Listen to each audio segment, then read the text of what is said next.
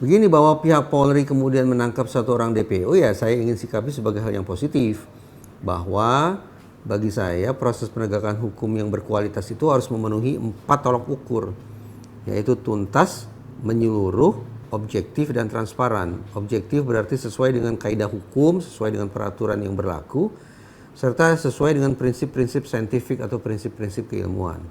Nah, sekali lagi, kalau dikatakan melebar terkait misalnya dengan penangkapan satu orang DPO, ya anggap saja itu sebagai upaya Polri untuk memastikan tolak ukur yang kedua, yaitu menyeluruh. Semua pihak yang dianggap bertanggung jawab harus diperiksa. Hanya saja saya wanti-wanti, jangan sampai kemudian desakan yang sangat hebat baik dari citizen dan netizen membuat polisi kemudian melakukan proses pemeriksaan dengan menggunakan cara-cara kekerasan, penganiayaan, kekejaman, dan sejenisnya. Hal ini perlu kita garis bawahi karena tempo hari ada foto 6 orang terpidana. Waktu itu saatnya statusnya masih tersangka dalam kondisi babak belur. Dan kata penasihat hukum mereka, kondisi remuk redam semacam itu akibat pemeriksaan oleh polisi. Begitu juga ketika saya bertemu dengan terpidana anak, yaitu Saka. Dia katakan ke saya berbagai macam bentuk kekejaman, penganiayaan yang dikenakan kepada diri dia. Nah, itu sebabnya sekali lagi saya hanya ingin berpesan atensi yang sangat luas dari masyarakat terhadap kasus ini. Mudah-mudahan menyemangati Polri untuk bekerja secara prosedural, proporsional, dan profesional. Jangan menggunakan cara-cara yang abusif, cara-cara yang manipulatif, yang justru boleh jadi akan memperkental anggapan publik bahwa sudah terjadi police misconduct, bahkan kemungkinan miscarriage of justice dalam penanganan kasus ini. Lalu apa saja sih Pak kejanggalan-kejanggalan dalam kasus ini? Sebetulnya saya awalnya merasa sangat marah ya begitu mengikuti informasi tentang adanya katakanlah sekelompok anggota geng motor yang melakukan pembunuhan dan perkosaan. Tapi begitu saya coba cermati lebih jauh, saya bicara ke pihak-pihak yang berkaitan dengan kasus ini, kemudian saya juga coba baca sekian banyak berkas hukum. Justru di kepala saya sekarang banting setir. Ada paling tidak tiga loopholes atau 3 celah, 3 tanda petik kelemahan proses penegakan hukum yang perlu untuk diuji ulang. Pertama, terkait dengan validitas pengakuan para tersangka yang sekarang sudah menjadi terpidana. Kalau memang mereka itu diinterogasi dengan cara-cara intimidatif, cara-cara kekerasan, maka saya mengatakan validitas pengakuan mereka itu justru berpotensi sangat rendah. Kenapa?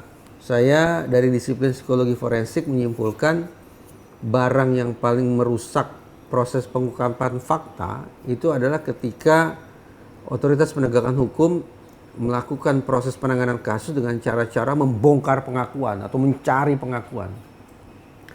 Cara-cara semacam itu memaksa orang untuk mencari-cari sesuatu di dalam kepalanya, ingatan-ingatan di dalam kepalanya. Padahal riset yang mengatakan bahwa ingatan manusia sangat mudah terfragmentasi dan terdistorsi. Nah, sekarang kita bayangkan kalau kemudian proses penegakan hukumnya terlalu diforsir untuk mencari pengakuan atau keterangan, maka sekali lagi validitas informasi yang didapat oleh polisi boleh jadi akan sangat-sangat rendah. Itu loophole pertama. Loophole yang pertama ini mengirim pesan bahwa daripada mencari pengakuan, lebih baik melakukan uji-uji saintifik dengan mengecek alat-alat bukti lainnya. Tapi justru saya temukan indikasi loophole kedua, yaitu terkait dengan narasi perkosaan. Dalam perbincangan dengan Direskrimum Polda Jabar, dan kebetulan saya juga sempat membaca berkas, memang tercantum ya, eksplisit diucapkan ada kata sperma. Ketika berbincang dengan produser film Vina pun, dia meyakini bahwa ini perkosaan. Asalnya dari mana saya tanya? Kenapa yakin bahwa ini perkosaan? Pertama, karena setelah menyimak pernyataan Linda yang konon dirasuki oleh arwah almarhumah dan menyebut adanya perkosaan. Dan juga karena si produser menyebut ditemukan sperma pada tubuh almarhumah. Respon saya begini, ini loophole kedua ya. Apakah serta-merta sperma itu merupakan bukti perkosaan? Belum tentu. Sperma itu bisa datang sebagai akibat dari aktivitas seksual yang forceful, yang penuh dengan paksaan. Kalau itu yang berlangsung, maka memang itu pidana, bisa jadi itu perkosaan. Tapi kalau ternyata sperma datang sebagai akibat dari aktivitas seksual yang konsensual, yang mau sama mau, maka ya itu jelas bukan perkosaan. Dengan demikian, pertanyaan yang tidak terjawab adalah, sperma yang ditemukan pada tubuh korban ini sperma yang didahului oleh aktivitas seksual yang forceful, ataukah didahului oleh aktivitas seksual yang konsensual? Kan tidak terjawab. Apakah sperma itu akibat perbuatan mau sama mau, ataukah akibat paksaan? Tidak terjawab.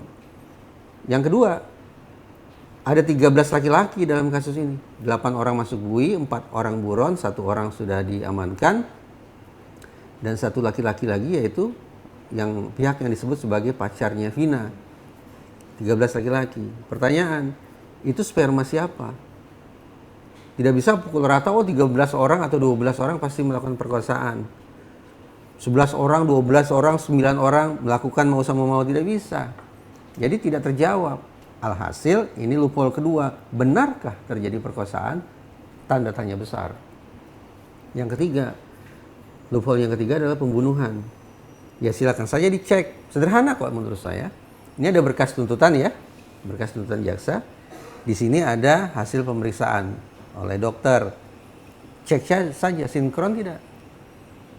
Sudah barang tentu berkas tuntutan harus mengacu pada hasil kerja pemeriksaan dokter kan, harus mengacu pada kerja saintifik. Sekali lagi, trauma yang tercantum dalam berkas tuntutan samakah atau justru berbedakah dengan hasil pemeriksaan dokter, hasil pemeriksaan rumah sakit? Silakan dicek, cari 2 berkas itu, hasil otopsi dan visum serta berkas tuntutan, bandingkan isinya. Trauma pada tubuh korban sama atau berbeda? Yang jelas, kalimat saya cuma sampai di situ ya, tapi yang jelas yang ingin saya katakan ini adalah loophole ketiga. Nah, berangkat dari 3 loophole itu, saya mengatakan sepertinya memang harus dilakukan eksaminasi ulang di kepolisian. Bahkan lebih jauh setelah menerima informasi dari penasihat hukum dan mantan terpidana anak, saya membayangkan eksaminasi boleh jadi juga perlu dilakukan oleh lembaga-lembaga penegakan hukum lainnya, baik itu oleh kejaksaan maupun oleh Mahkamah Agung. Tapi kalau mengacu pada 3 loophole yang saya katakan barusan, maka eksaminasi itu sangat perlu dilakukan paling tidak oleh kepolisian. Back to square one, kembali ke titik nol. Untuk menjawab 2 pertanyaan, benarkah terjadi perkosaan dan benarkah terjadi pembunuhan?